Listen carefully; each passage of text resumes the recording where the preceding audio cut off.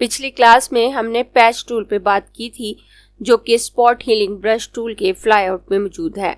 लेकिन content aware move tool को बताने से पहले मैं आपको कंटेंट अवेयर और कंटेंट अवेयर फिल ऑप्शन बताऊंगी, उसके बाद कंटेंट अवेयर मूव टूल बताऊंगी, लेकिन इसी क्लास में। आई एम मुबीना बारी और यहाँ मैंने 3 मुख्तलिफ डॉक्यूमेंट ओपन किए हैं ताकि इन ऑप्शंस के तमाम फीचर्स आपको अच्छे से बता सकूं।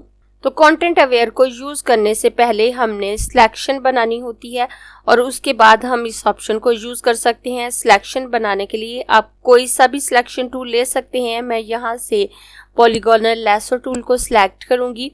कंटेंट अवेयर को यूज करते हुए हम किसी भी ऑब्जेक्ट को रिमूव कर सकते हैं। कंटेंट अवेयर को यूज करने के लिए हमें रफली सिलेक्शन बनानी होती है। अगर हम ज्यादा नीट सिलेक्शन बनाते हैं तो रिजल्ट ज्यादा अच्छा नहीं आता, क्योंकि ये आसपास के पिक्सल को कंपेयर करके ही उस एरिया को फिल करने की कोशिश करता है। तो हम थोड़ी लूज सिलेक्शन बनाते हैं, रफ सिलेक्शन बनाते हैं। तो मैं यहाँ पे इस बर्ड को इस बैकग्राउंड से अगर रिमूव करना चाहती हूँ तो मैं यहाँ पर रफ सी सिलेक्शन बना लूंगी। जब हम किसी सिलेक्शन या लेयर में कलर फिल करते हैं तो अगर हमने फोरग्राउंड कलर फिल करना होता है तो हम Alt बैकस्पेस या डिलीट बैकस्पेस प्रेस करते हैं, और अगर हमने बैकग्राउंड कलर फिल करना होता है तो हम कंट्रोल बैकस्पेस प्रेस करते हैं। और उसी तरह से अगर हमने कंटेंट अवेयर यूज करना होता है तो हम शिफ्ट बैकस्पेस प्रेस करते हैं। मैं अपने कीबोर्ड से शिफ्ट प्रेस करूंगी, उसके बाद बैकस्पेस प्रेस करूंगी तो मेरे पास इस तरह से पैनल आ जाता है।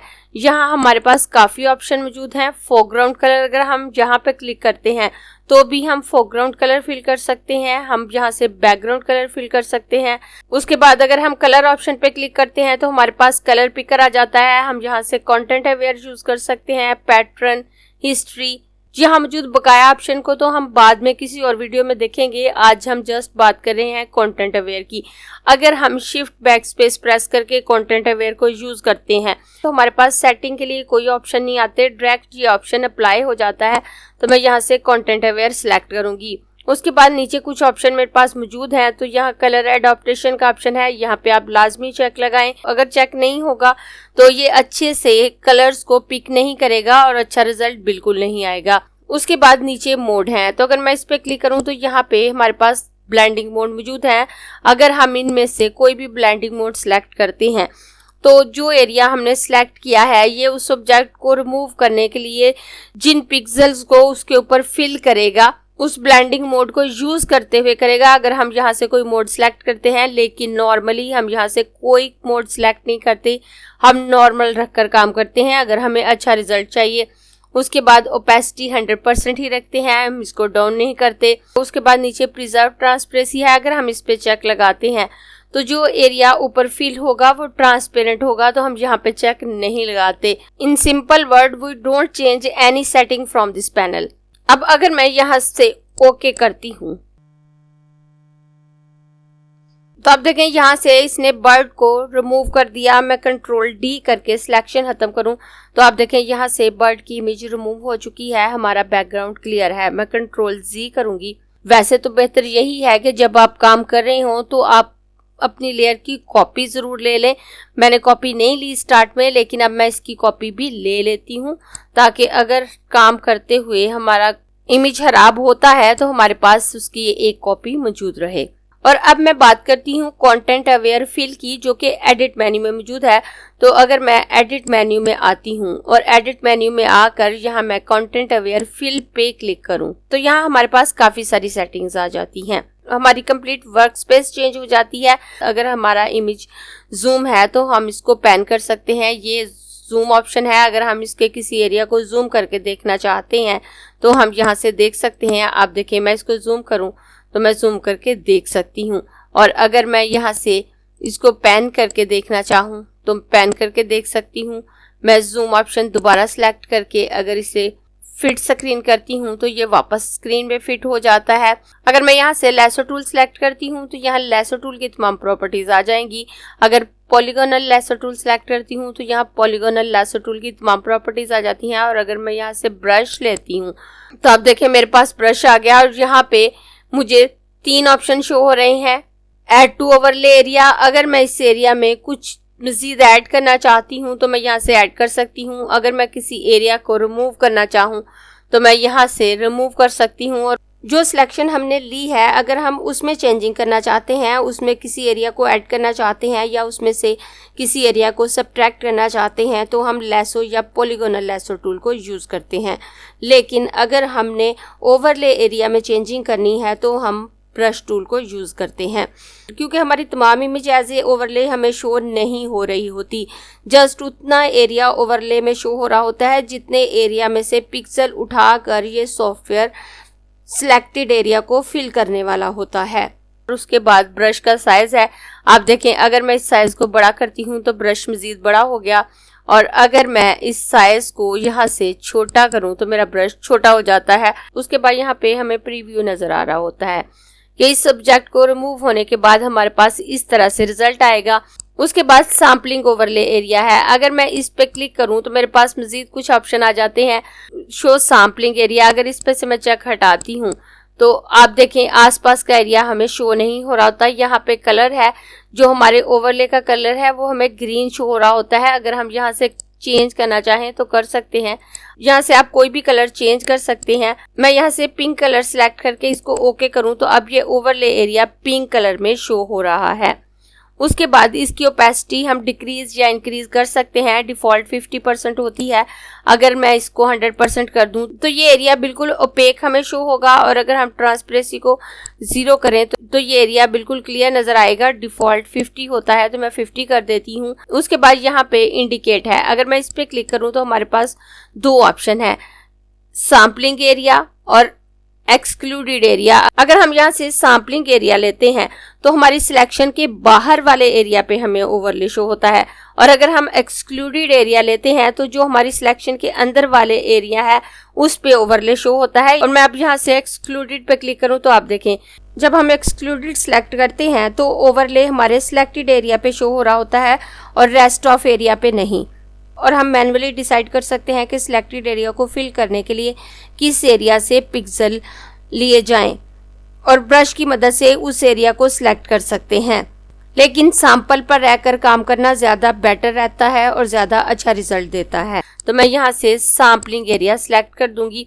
उसके बाद नीचे सैम्पलिंग एरिया ऑप्शन है, तो यहाँ पे ऑटो है, हम ऑटो रखते हैं तो ये ऑटोमेटिकली एरिया सिलेक्ट करता है। अगर हम रेक्टेंगुलर सिलेक्ट करते हैं तो यहाँ पे अब आप देखें यहाँ पे शो हो रहा है use rectangular region around fill area, कि ये फिल एरिया जो हमारा यहाँ पे सिलेक्शन है उसके आसपास रेक्टेंगुलर एरिया में से पिक्सल उठाकर इस एरिया को फिल करेगा। और उसके बाद यहाँ पे कस्टम है, अगर हम कस्टम पे आते हैं, use the sampling brush tool to add to the sampling area in order to fill the selected region. के सिलेक्टेड रीजन को फिल करने के लिए आप सैम्पलिंग एरिया खुद से सिलेक्ट कर सकते हैं ब्रश टूल की मदद से। तो नॉर्मली हम यहाँ से ऑटो रखते हैं। उसके बाद सैंपल लेयर है, अगर आप तमाम लेयर में से सैंपल लेना चाहते हैं तो ले सकते हैं। उसके बाद फिल सेटिंग है, कलर एडॉप्शन डिफॉल्ट है, अगर मैं यहाँ पे क्लिक करती हूँ तो नन करती हूँ तो ये आसपास के कलर को नहीं उठाएगा। हाई या वेरी हाई मैं कर सकती हूँ, डिफॉल्ट पे रखना बेटर रहता है। उसके बाद रोटेशन एडॉप्टेशन है, तो अगर मैं इस पे क्लिक करूँ तो यहाँ पे नन, लो, मीडियम, हाई और फुल है, तो हम नन पे ही रहने देते हैं। अगर हम यहाँ से ऑप्शन चेंज करते हैं तो जो पिक्सल ये फिल करेगा, अगर उसको फिल करने के लिए कुछ पिक्सल को रोटेट करना पड़ता है तो वो उनको रोटेट कर देगा। यहाँ पे स्केल है, यहाँ पे मिरर है, अगर हम इन पे चेक लगाते हैं, ये नॉर्मली जो पिक्सल फिल होंगे उनकी सेटिंग से रिलेटेड ऑप्शंस है कि ये उन पिक्सल्स को स्केल करके या मिरर करके भी एडजस्ट करने की कोशिश करेगा। लेकिन नॉर्मली हम इन ऑप्शन को यूज नहीं कर रहे होते। लेकिन जहाँ पे ज्यादा स्ट्रक्चर मौजूद होता है, जैसे वॉल का स्ट्रक्चर है, ग्रास है, तो वहाँ पे हम स्केल और मिरर दोनों पे चेक लगा देते हैं, ताकि अगर उन पिक्सल्स को मैच करने के लिए उसे स्केल करना पड़ता है पिक्सल्स को या मिरर करना पड़ता है तो मिरर करके एक बेटर रिजल्ट हमारे पास आ सके। लेकिन अगर आपका बैकग्राउंड ब्लर है, अब्स्ट्रैक्ट है या प्लेन है तो वहाँ पे इन ऑप्शन को यूज करने की जरूरत नहीं होती। उसके बाद अगर मैं यहाँ पे क्लिक करती हूँ तो यहाँ हमारे पास 3 ऑप्शन है, current layer, new layer, duplicate layer. अगर आप करंट लेयर सिलेक्ट करते हैं तो आपका रिजल्ट इसी लेयर पे अप्लाई होगा जो आप चूज कर रहे हैं। अगर आप न्यू लेयर लेते हैं तो जो रिजल्ट आपका आने वाला है, जो एरिया फिल होके आने वाला है, वो न्यू लेयर पर आएगा। और उसके बाद डुप्लीकेट लेयर है, तो उससे आपकी लेयर डुप्लीकेट होके आएगी। तो मैं यहाँ पर न्यू लेयर सिलेक्ट करूंगी। उसके बाद यहाँ पर 3 ऑप्शन है कि अगर आप कैंसिल करना चाहें कर सकते हैं, अगर आप अप्लाई करना चाहते हैं तो अप्लाई कर दें, डायरेक्ट ओके कर दें तो भी ये अप्लाई भी हो जाता है और हमारा ये पैनल क्लोज हो जाता है। अगर आप अप्लाई करते हैं तो वो रिजल्ट अप्लाई तो हो जाता है, लेकिन ये वाला पैनल जो इस वक्त हमारे पास मौजूद है ये कैंसिल नहीं होता जब तक हम ओके नहीं कर देते। अब अगर मैं यहाँ से अप्लाई करती हूँ तो ये अप्लाई हो गया, यहाँ से ये रिमूव हो चुका है, लेकिन ये पैनल अपनी जगह पे मौजूद है। और अगर आप डायरेक्ट अप्लाई करना चाहते हैं तो आप यहाँ से ओके कर सकते हैं। अब आप देखें हमारे पास न्यू लेयर पे रिजल्ट आया है। मैं इन इमेजेस को डिलीट करके दिखाऊं तो आप देखें इस एरिया को फिल करने के लिए इसने इस तरह से ऑप्शन को यूज किया है। आपको लग रहा होगा ये बहुत आसान और चंद सेकंड का काम है कि अपने ऑब्जेक्ट के अराउंड रफ सिलेक्शन बनाएं, कंटेंट अवेयर सिलेक्ट करें, आपका ऑब्जेक्ट रिमूव हो जाता है। लेकिन तमाम इमेजेस पे ये ऑप्शन इतना सिंपल नहीं होता। ये ऑप्शन आपके लिए कितना इजीली वर्क करता है वो डिपेंड करता है आपकी इमेज पे। लेकिन अगर आपके ऑब्जेक्ट के पीछे बैकग्राउंड चेंज है, 2-3 तरह का बैकग्राउंड आ रहा है, तो ये ऑप्शन एकदम से अच्छा रिजल्ट नहीं दे रहा होता, तो हमें उसको मुख्तलिफ सेटिंग चेंज करके सेट करने की ज़रूरत होती है। मैं कंट्रोल डी प्रेस करके सिलेक्शन को ख़त्म करूँगी और अपने दूसरे डॉक्यूमेंट पे आ जाती हूँ। अब यहाँ पे मुझे इस बाइसिकल को रिमूव करना है, लेकिन इसके पीछे हमारे पास 2 तरह का बैकग्राउंड मौजूद है। एक तो ये रोड का बैकग्राउंड है जो कि मोस्टली इसके पीछे आ रहा है। उसके बाद ये ग्रास है जो इस एरिया और इस एरिया में हमें शो हो रही है। उस तरह का इमेज जिसके पीछे 2 या 2 से ज्यादा तरह का बैकग्राउंड मौजूद होता है, वहाँ बाज़-औक़ात एकदम से रिजल्ट अच्छा नहीं आता और हमें मुख्तलिफ सेटिंग चेंज करके रिजल्ट को करेक्ट करने की ज़रूरत होती है। तो मैं यहाँ पर इसकी एक कॉपी ले लेती हूँ और कॉपी लेने के बाद अब मैं इसकी रफ सिलेक्शन बनाऊंगी। अपने कीबोर्ड से शिफ्ट बैकस्पेस प्रेस करके यहाँ से ओके करूंगी। इसने अपनी मर्जी से ट्रीज का और ग्रास का पैटर्न यहाँ पे फिल किया है और ये बिल्कुल अच्छा रिजल्ट नहीं आ रहा।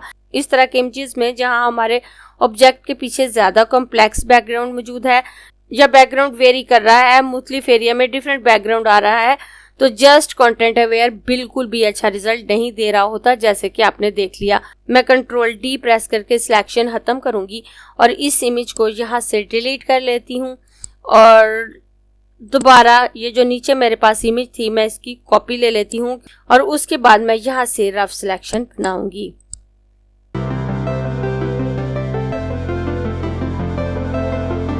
और उसके बाद एडिट इमेज पे आकर कंटेंट अवेयर फिल पे क्लिक करूंगी। तो अब आप देखें जब हमारे पास रिजल्ट आएगा कुछ इस तरह से आएगा। ये भी रिजल्ट बहुत अच्छा नहीं है, लेकिन उससे बेटर है जो जस्ट कंटेंट अवेयर से आया था। लेकिन यहाँ जो प्रॉब्लम क्रिएट हो रही है हम उसको सॉल्व कर सकते हैं।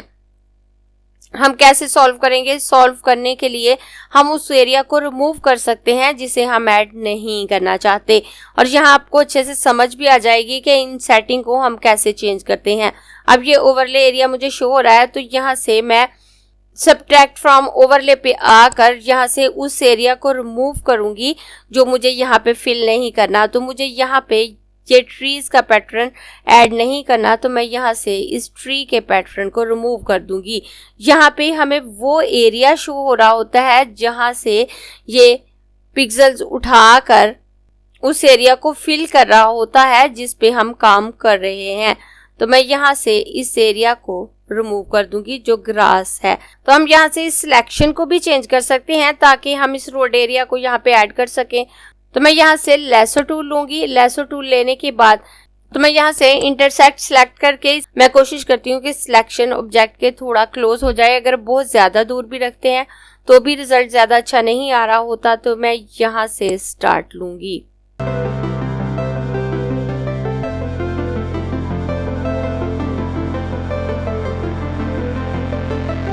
अब देखिए मैंने सिलेक्शन चेंज की है तो यहाँ पे हमारा रिजल्ट काफी क्लियर आ रहा है। अब मैं यहाँ स्केल पे भी चेक लगा दूंगी और यहाँ से ओके कर देती हूँ। तब अब देखिए पहले से ज्यादा क्लियर हो गया और उसके बाद मैं मिरर पे भी चेक लगाकर यहाँ से ओके कर दूंगी। तो अब आप देखें स्केल और मिरर यूज करने से हमारा रिजल्ट पहले से ज्यादा अच्छा आ रहा है। 100% परफेक्ट नहीं है यहाँ पे, और यहाँ पे कुछ प्रॉब्लम मौजूद है जिन्हें हम बाद में सॉल्व कर सकते हैं, या तो दोबारा से कंटेंट अवेयर यूज कर सकते हैं या फिर किसी और टूल की मदद से इन प्रॉब्लम को सॉल्व कर सकते हैं। और पहले वाली इमेज की बजाय इस इमेज पे आपको ज्यादा अच्छे से समझ आ गई होगी कि यहाँ से आप जो सेटिंग चेंज करते हैं उसका क्या इफेक्ट आता है। अब अगर आप यहाँ पे सेटिस्फाई हैं तो आप ओके कर दें तो ये चेंज अप्लाई हो जाता है। उसके बाद आप कंट्रोल डी प्रेस करके इस सिलेक्शन को खत्म कर सकते हैं। उसके बाद मैं वापस अपने पहले इमेज पे आ जाती हूँ। तो मैं स्पॉट हीलिंग ब्रश टूल के फ्लाईआउट में आकर यहाँ से कंटेंट अवेयर मूव टूल ले लेती हूँ। कंटेंट अवेयर मूव टूल को यूज करने के लिए भी सिलेक्शन की जरूरत होती है, लेकिन इसके लिए जरूरी नहीं कि आप सिलेक्शन पहले बनाएं। आप कंटेंट अवेयर मूव टूल से भी सिलेक्शन बना सकते हैं। अगर आपने पहले से किसी और टूल को यूज करते हुए सिलेक्शन बनाई है और इस पर क्लिक करें तो भी उस सिलेक्शन को आप यूज कर सकते हैं, या फिर आप यहाँ पे क्लिक करें तो आपके माउस के कर्सर के साथ ये टूल आपको शो होने लगता है। उसके बाद आप सिलेक्शन बना सकते हैं। इसके लिए भी हमें रफ सिलेक्शन बनाने की ही ज़रूरत होती है, ज़्यादा नीट सिलेक्शन हम नहीं बनाते। और जब हम कंटेंट अवेयर मूव टूल को लेते हैं तो यहाँ हमारे पास कुछ प्रॉपर्टीज़ आ जाती हैं। सबसे पहले यहाँ सिलेक्शन को लेके ऑप्शन है कि आप सिलेक्शन ऐड कर सकते हैं, सब्ट्रैक्ट कर सकते हैं या इंटरसेक्ट कर सकते हैं। और उसके बाद यहाँ हमारे पास दो मोड हैं, एक्सटेंड और मूव। अगर हम मूव पे रखते हैं तो हम अपने ऑब्जेक्ट को मूव कर सकते हैं, उसके अलावा ट्रांसफॉर्म भी कर सकते हैं। हम उसे एक जगह से दूसरी जगह ले जा सकते हैं, उसके अलावा उसको छोटा या बड़ा भी कर सकते हैं। और उसके बाद स्ट्रक्चर है। डिफॉल्ट स्ट्रक्चर 4 होता है। अगर आप स्ट्रक्चर ज़्यादा करते हैं तो अगर आपके इमेज में स्ट्रक्चर मौजूद है तो ये उसको अच्छे से फॉलो करता है, मैच करने की कोशिश करता है। लेकिन अगर आप स्ट्रक्चर को कम कर देते हैं, आपके इमेज में कोई स्ट्रक्चर या पैटर्न मौजूद है, वो ब्रिक हो सकती हैं, ग्रास हो सकती हैं, स्टोन या कुछ भी ऐसा स्ट्रक्चर, तो उससे आपका रिजल्ट अच्छा नहीं आता, थोड़ा ब्लर आता है अगर आप स्ट्रक्चर 0 करते हैं या कम करते हैं। तो अगर आप ज़्यादा करते हैं तो आपके स्ट्रक्चर को अच्छे से मैच करने की कोशिश करता है। तो डिफ़ॉल्ट 4 होता है, हम 4 ही रहने देते हैं। उसके बाद कलर पे अगर आती हूँ तो यहाँ पे कलर 0 होता है। अगर हम कलर ज़्यादा करते हैं तो जो एरिया हम फिल कर रहे होते हैं उसको फिल करने के लिए जो पिक्सल ले रहा होता है, उन्हीं पिक्सल से मिलता जुलता कलर हल्का सा हमारे पास आ रहा होता है उतने एरिया में। अगर हम कलर ऐड करते हैं और हमारा कोई स्ट्रक्चर वाला इमेज है जहाँ पे पीछे कुछ स्ट्रक्चर मौजूद है तो ये उसको ब्लर कर देता है, क्योंकि उसके ऊपर सेमी ट्रांसपेरेंट कलर आ रहा होता है उसी कलर में। इसको भी हम 0 ही रहने देते हैं। प्रैक्टिकली स्ट्रक्चर और कलर ऑप्शन को मैं आपको हीलिंग ब्रश टूल में बता चुकी हूँ, इसलिए दोबारा इन पे काम करके आपको नहीं दिखाऊंगी क्योंकि वीडियो बेवजह लंबी हो जाएगी। कंटेंट अवेयर मूव टूल के लिए आप चाहते हैं कि जो सैंपल क्रिएट हो वो न्यू लेयर पे क्रिएट हो, तो आप यहाँ पर एक न्यू लेयर ले सकते हैं और यहाँ पे सैंपल आल लेयर पे चेक लगा दें। उसके बाद ट्रांसफॉर्म ऑन ड्रॉप पे चेक लगा सकते हैं। अगर ट्रांसफॉर्म ऑन ड्रॉप पे चेक लगा होगा तो जब आप इसको मूव करेंगे आपके पास ट्रांसफॉर्म कंट्रोल आ जाएगा और आप अपनी इमेज को छोटा या बड़ा कर सकते हैं उस एरिया को जिसे हम मूव कर रहे हैं। कंटेंट अवेयर मूव टूल 2 तरह से काम कर रहा होता है। एक तो आपके ऑब्जेक्ट को मूव करके दूसरी जगह ले जाता है, और दूसरा जिस एरिया से उसको हटाता है उस पे फिल भी करता है। तो मैं ट्रांसफॉर्म ऑन ड्रॉप पे भी चेक लगा देती हूँ, सैंपल आल लेयर पे भी चेक लगा देती हूँ। कलर मेरा 0 है, स्ट्रक्चर 4 है और यहाँ से कलर मोड मेरा मूव है। और उसके बाद मैं इसको उठाकर अगर यहाँ पे लेके आती हूँ तो आप देखें ये इमेज मेरी मूव कर रही है। और उसके बाद अगर मैं इसको छोड़ूं तो मेरे पास इस तरह से ट्रांसफॉर्म हैंडल आ गए। अब अगर मैं इसको छोटा करती हूँ, मैं छोटा कर सकती हूँ, मैं इसके साइज को इतना छोटा करूंगी। उसके बाद अगर मैं यहाँ पे आती हूँ तो यहाँ मेरे पास 2 ऑप्शन है। एक यहाँ कैंसिल ट्रांसफॉर्म, अगर मैं इस पे क्लिक करती हूँ तो मेरी ट्रांसफॉर्मेशन कैंसिल हो जाएगी। और उसके बाद कॉमेट ट्रांसफॉर्म है, अगर मैं इस पे क्लिक करती हूँ तो अब आप देखें इसने इसको यहाँ पर छोटे साइज में पेस्ट कर दिया और यहाँ से ये इमेज रिमूव हो चुकी है। अगर मैं आपको यहाँ से ओरिजिनल इमेज को रिमूव करके दिखाऊं तो आपको देख सकते हैं यहाँ पे उसने इस एरिया को फिल किया है और इस एरिया को यहाँ से मूव किया है। जरूरी नहीं कि आप ट्रांसफॉर्म करें, अपने ऑब्जेक्ट को छोटा या बड़ा करें। अगर आपको उतने ही साइज में उसको मूव करना चाहते हैं तो भी कर सकते हैं। मैं अपनी इस इमेज को यहाँ से डिलीट कर देती हूँ जो मेरे पास न्यू क्रिएट हुई है। मैं कंट्रोल डी से सिलेक्शन खत्म करूंगी, इस इमेज को शो कर लेती हूँ। उसके बाद जैसे मैं आपको बता चुकी हूँ यहाँ हमारे पास दो मोड है, मूव और एक्सटेंड। जब हम मूव करते हैं तो वो हमारे उस ऑब्जेक्ट को मूव करके लेके जाता है और पहली जगह पे एक न्यू एरिया फिल हो जाता है। लेकिन अगर हम एक्सटेंड करते हैं तो हमारा ऑब्जेक्ट तो मूव होता है लेकिन पहला ऑब्जेक्ट वहीं पे रहता है, उसकी जगह न्यू पिक्सल क्रिएट होकर फिल नहीं हो रहे होते। एक तरह से ये ऑप्शन डुप्लीकेट करने के काम आता है हमारे ऑब्जेक्ट को। तो मैं यहाँ से एक्सटेंड सेलेक्ट करूंगी। एक्सटेंड सेलेक्ट करने के बाद मैं इसकी सिलेक्शन बनाती हूँ और सिलेक्शन बनाने के बाद अब मैं यहाँ पर क्लिक करके इसको अगर मूव करके यहाँ पे लेके आती हूँ और यहाँ पे लाने के बाद अब मैं इसके साइज को छोटा कर लेती हूँ और उसके बाद यहाँ पे कॉमेट ट्रांसफॉर्म पे क्लिक करूंगी। अब यहाँ पे मैंने न्यू लेयर नहीं ली थी तो उसने इसी लेयर पे रिजल्ट अप्लाई किया है। यहाँ पे आप देख सकते हैं हमारा ओरिजिनल ऑब्जेक्ट अपनी जगह पे मौजूद है और उसका एक और डुप्लीकेट यहाँ पे क्रिएट हो चुका है। अगर हम किसी चीज की हाइट बढ़ाना चाहते हैं या किसी एक पोर्शन को ज्यादा बड़ा करके दिखाना चाहते हैं तो ये ऑप्शन हमारे लिए बहुत हेल्पफुल हो जाता है। कैसे उसको बताने के लिए मैं अपने थर्ड डॉक्यूमेंट पे आ जाती हूँ। अब यहाँ पे एक ट्री की इमेज मौजूद है। अगर मैं चाह रही हूँ कि मैं इस दरख्त के तने को थोड़ा बड़ा कर दूं, थोड़ा लंबा कर दूं इस दरख्त को, तो यहाँ पर एक्सटेंड ऑप्शन को यूज करते हुए मैं ऐसा कर सकती हूँ। पहले मैं इस इमेज की एक कॉपी ले लेती हूँ और कॉपी लेने के बाद अब मैं इसकी सिलेक्शन बनाऊंगी। अब अगर मैं इसको उठाकर ऊपर की तरफ मूव करती हूँ, अब देखें मैं ज्यादा ऊपर मूव कर रही हूँ तो नीचे मेरे पास ओरिजिनल ऑब्जेक्ट मौजूद है, तो मैं इसको उतना ही ऊपर ले जा सकती हूँ जितना मेरा पीछे वाला ऑब्जेक्ट नजर ना आए। तो मैं थोड़ा सा ऊपर करके इसको छोड़ दूं और उसके बाद यहाँ पे क्लिक करूं और कंट्रोल डी प्रेस करके सिलेक्शन खत्म करूं तो हमारे दरख्त का तना लंबा हो चुका है। मैं यहाँ पे इसको क्लोज करके दिखाऊं तो ये हमारा पहले वाला दरख्त है और ये हमारा बाद वाला। इस तरह से अगर आप किसी ऑब्जेक्ट की हाइट बढ़ाना चाहते हैं तो आप एक्सटेंड ऑप्शन को यूज करते हुए ऐसा कर सकते हैं। आई होप आपको कंटेंट अवेयर फिल और कंटेंट अवेयर मूव टूल की अच्छे से समझ आ गई होगी।